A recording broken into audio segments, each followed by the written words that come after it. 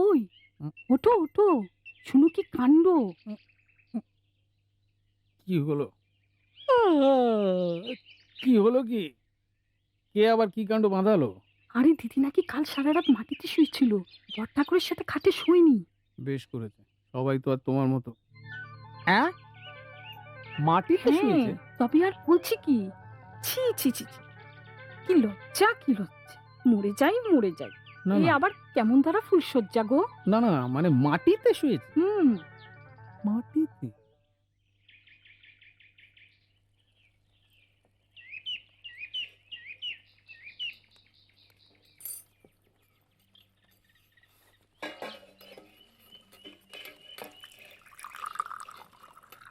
এসো এসো বড় বৌমা, এ মুক্ত, আসনটা দিয়ে বৌদিকে বসতে দে।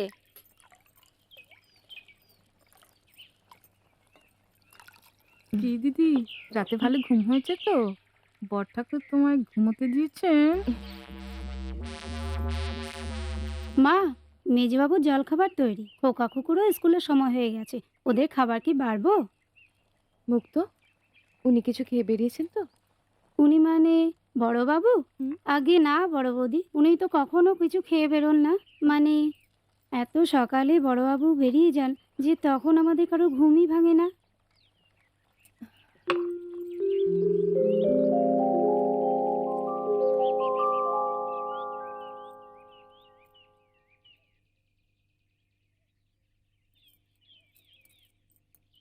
নিজের খাওয়া পড়া সুখ সুবিধের দিকে দাদার কোনো কালেই নজর নেই, দিবা রাত্র খেটে মরছে অন্যের জন্য।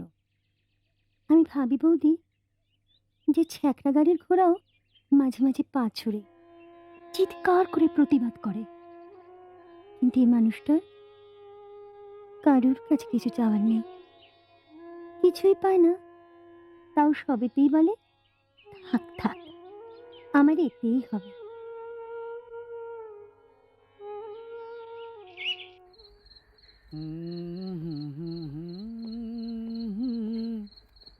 বুকের মাঝে গোধূলি লগনে, কই কোথায় যাই বাবু।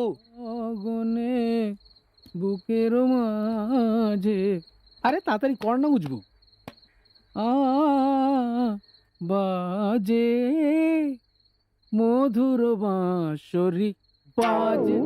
আরে অপদার্থ, একবারে পড়েই গেলি। কই দাও। হুম হুম। গোধূলি লগনে মধুর বাঁশরি বাজে। দে তাতে জল দে, তাতে দে। বাজে। হুম। আরে দাঁড়া না। গোধূলি লগনে নে। সারাদিন পরে ক্লান্ত হয়ে এলি বাবা, কি দিতে বলবো, চা না শরবত? চা। শরবত না, চা। আর দুধ তার আগে চা পরে শরবত, দুটোই খাবো। চলো তো। আহা, অফিসে সারাদিন কি হাড় ভাঙা খাটনিটাই না খাটে, বেচারা। রোজ দেরি হয়ে যায়। ওমা, এ হাতে একটু জল দাও না। মা, আই মুক্ত, ভজা, হারুন মা, কোথায় গেল সব? কেউ নেই নাকি? ওমা, আমি এখন যেতে পারবো না বাবা ঘনশ্যাম, ঠাকুরের ভোগ দিচ্ছি।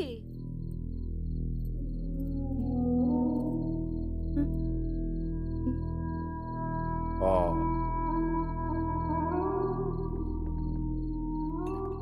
এই যে মুক্ত, এই এই মুক্ত, এই এই ও আবার, তুমি তো আবার দুধ নিয়ে যাচ্ছ না বাচ্চাদের জন্য?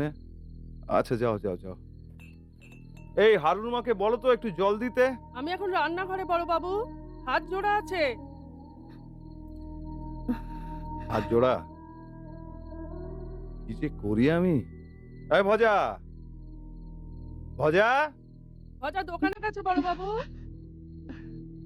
ওগুলো আমাকে দাও বর্দা, দাও। হ্যাঁ, এই এটা ধরতো। সব গেল কোথায় রে? এই চশমা দাও।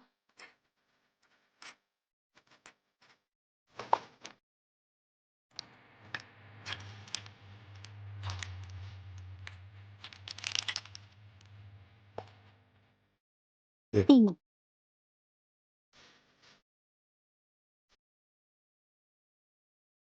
বাড়িতে একটা লোক থাকে না কাজের সময়,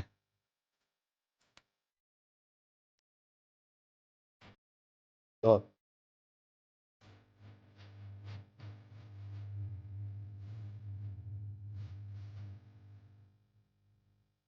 হ্যাঁ, ওইগুলো রেখে দে। আচ্ছা।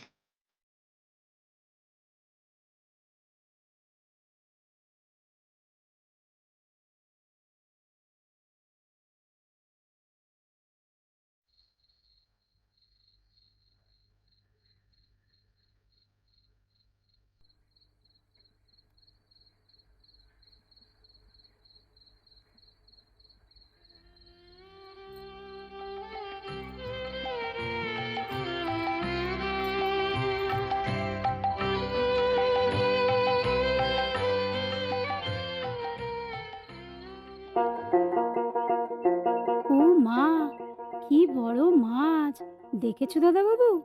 ঠাম্মা ঠাম্মা, কত বড় মাছ দেখো! হ্যাঁ, আজকে দাদু ভাই দিদু ভাই সব অনেক মাছ ভাজা খাবে। এই যে বৌমা, এসো এসো, দেখো কি কাণ্ড। দত্তবাবু মানে ঘনশ্যামের আপিসের আড়তদার এক বন্ধু আছে, তার পুকুরের মাছ পাঠিয়েছে। ভালোই হয়েছে, আজকে রবিবার, ছুটির দিন। নিখিলের কাজের অফিসের বন্ধু আসবে, বুঝলে? ঠাকুমা ঠাকুমা, মাছের ডিম ভাজা খাবো। আচ্ছা, এই না, খাবে। তেলের বড়া। না, মাছের ডিম ভাজা। না, তেলের বড়া। মাছের ডিম ভাজা। খাবি বই কি বাবা, নিশ্চয়ই খাবে। বুঝলেন মা, মাছের ডিম ভাজা আর তেলের বড়া, এই দুটোর যে কি পছন্দ না। মুক্ত, শুনে নে মেজবুদির কাছ থেকে কার জন্য কি রান্না হবে। ঠিক আছে। আর হ্যাঁ, ভুলিস না কিন্তু ওই মাছের মুড়োটা দিয়ে সোনামুখে ডাল করবি। আমার নিখিল খেতে বড় ভালোবাসে। আর বাকিদের জন্য কি ব্যবস্থা হচ্ছে মা? বাকিদের মানে? এই, তোরা এখন যা তো। আমার আর আমার মেয়ের তো আজকে একাদশী, খাওয়া দাওয়ার কোনো পাট নেই। তাই আজ হেসেলে সবই আঁশ রান্না হবে বৌমা। কিন্তু মা, উনি মানে আপনার বড় ছেলে, উনি তো বৈষ্ণব মানুষ, মাছ মাংস কিছুই খান না। তা ওনার জন্য কি ব্যবস্থা হবে মা? আজ আর সময় কই বৌমা, এই ঘনশ্যামের জন্য দুটো আলু উচ্ছে ভাতে দিতে বলেছি, আর না হলে একটু দুধ দেবো ক্ষণ। সময় নেই কেন? বললাম না, নিখিলের বন্ধুরা আসছেন, তারা সব অফিসার মানুষ, বেশি বেলা করে খেতে দিলে তাদের আবার পিত্তি পড়ে যাবে।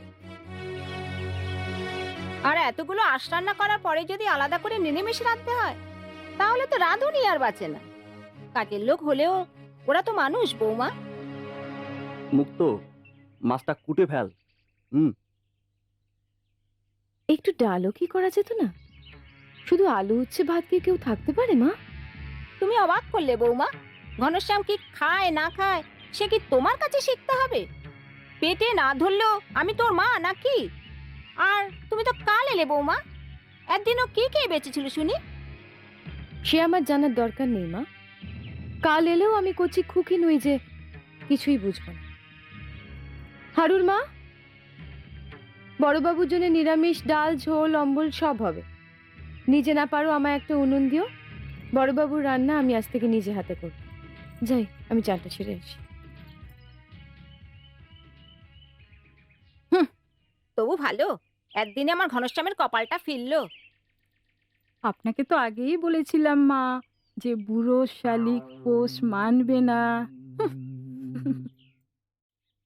আজকের যুগে স্ত্রী শিক্ষার প্রয়োজনীয়তার কথা আর বিশদভাবে বলার অপেক্ষা রাখে না।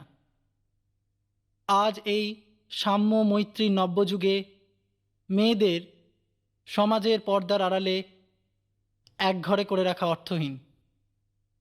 আজ শিক্ষা সংস্কৃতির সর্বস্তরে সময় এসেছে। মেয়েদের আজ পুরুষের সাথে কাঁধে কাঁধ মিলিয়ে চলতে হবে। তার জন্য চাই শিক্ষা, চাই জ্ঞান। থামো তো এই ছোকরা, শিক্ষা আর জ্ঞান দিলে কি গুবরে পোকা বাকি হয়ে যাবে? আর স্কুল কলেজে গেলে মেয়েরা হেসেল খেলবে কি করে, বাড়ির বাচ্চাদেরই বা কি করে সামলাবে?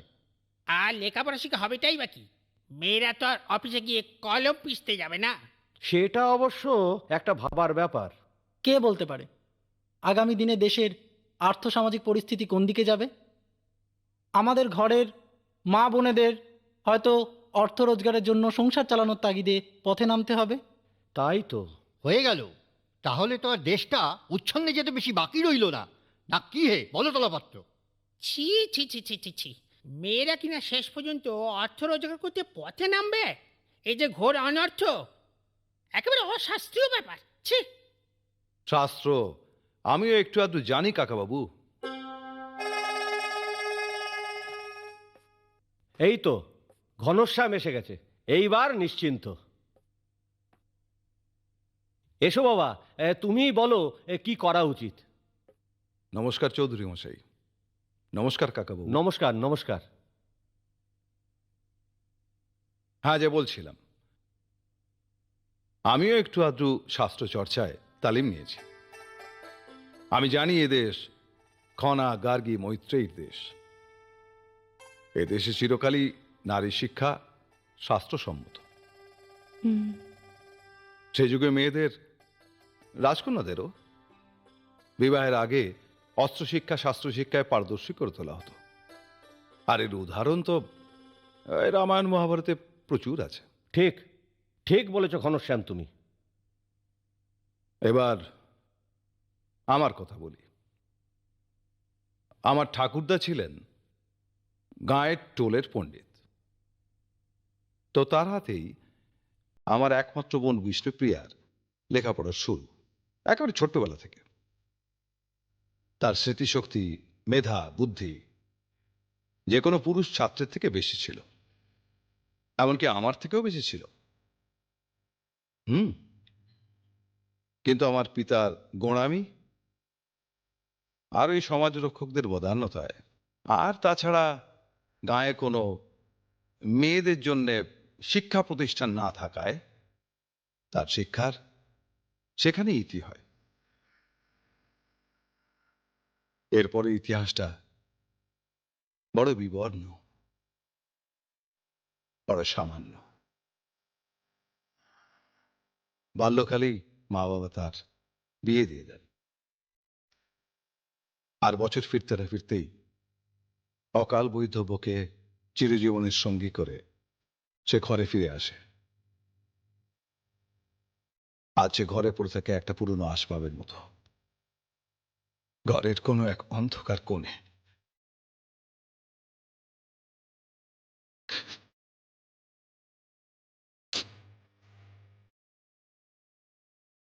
বিষ্ণুপ্রিয়া আমার বোন, আমার একমাত্র বোন। সেই বিষ্ণুপ্রিয়ার জীবনটা নষ্ট হয়ে গেছে আমি জানি। তাই এই গাঁয়ের আর কোনো ঘরের কোনো বিষ্ণুপ্রিয়ার জীবন যেন এইভাবে নষ্ট না হয়। তাই আপনাদের সবার কাছে আমি একান্ত অনুরোধ করছি, সবার কাছে।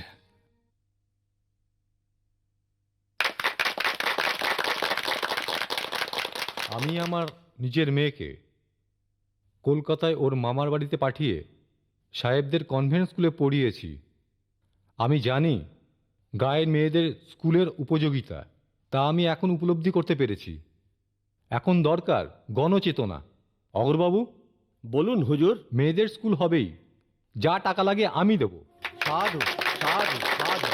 আপনারা কেউ যাবেন না, সকলের জন্যই একটু জলখাবারের আয়োজন আছে। তবে তার আগে একটু গান বাজনা হবে। এখন সঙ্গীত পরিবেশন করবেন আমাদের গ্রামেরই শিল্পী নিখিল মুখোপাধ্যায়।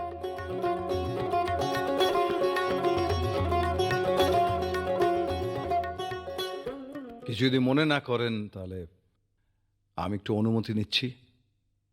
জরুরি কাজ আছে, তাই আমায় যেতে হবে। চলে যাবে? হ্যাঁ। তাহলে বেশ, এসো। আচ্ছা আসি। হ্যাঁ নমস্কার। আসি। শুনলে ভালো বললেন না? সৌদামিনী, একটা কথা ছিল। আসি ভাই, আসি।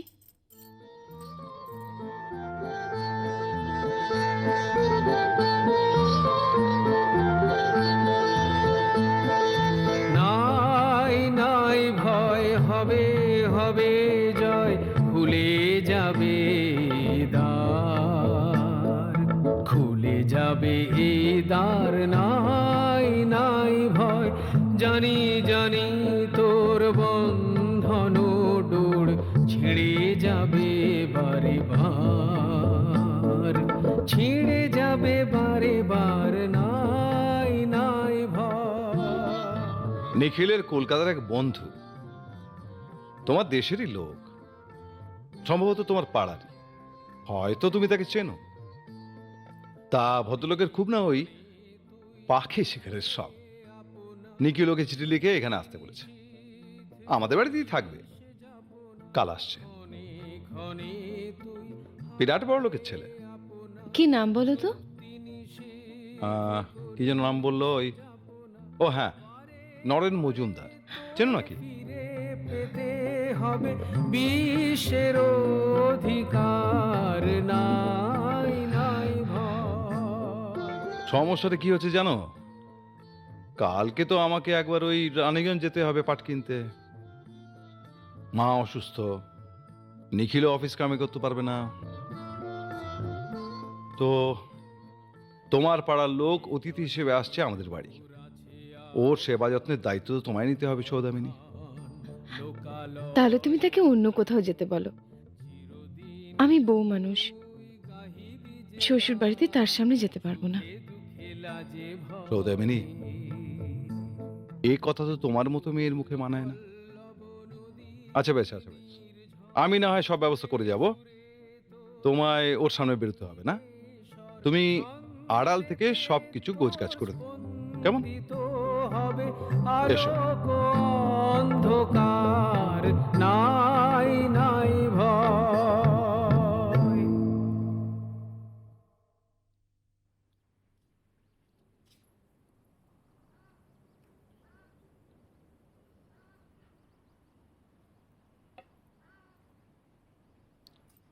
আচ্ছা, এবারই বড় বউ যে একবারও বেরোলো না? আমাদের বড় বৌদির আবার ভারী লজ্জা, নইলে তিনিই তো আজ রান্নাঘরে গিয়ে আপনার জন্য সব কিছু রান্না বান্না করলেন, গুছিয়ে গাছিয়ে দিলেন।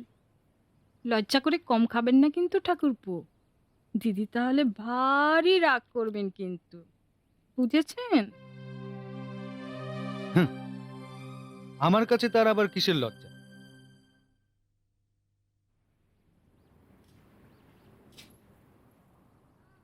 বড় বৌদিমণি, হুম, বাবু পান চাইলেন।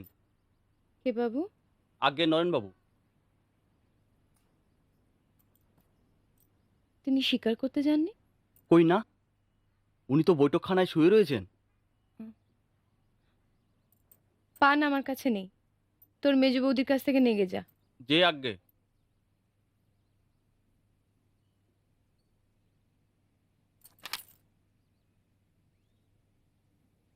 জানো তো জেঠিমা, পাশের ঘরে বাপির বন্ধু যে কাকুটা এসছে না, সে বলল কি জানো? কি বললো? বলল তোর জেঠিমাকে গিয়ে বল আমি একবার ডাকছি ওই বৈঠকখানায়। শোন তিন্নি, এরপর যদি কাকুটা আবার এরকম কিছু বলে না, তুই বলবি আমি পারবো না, কেমন?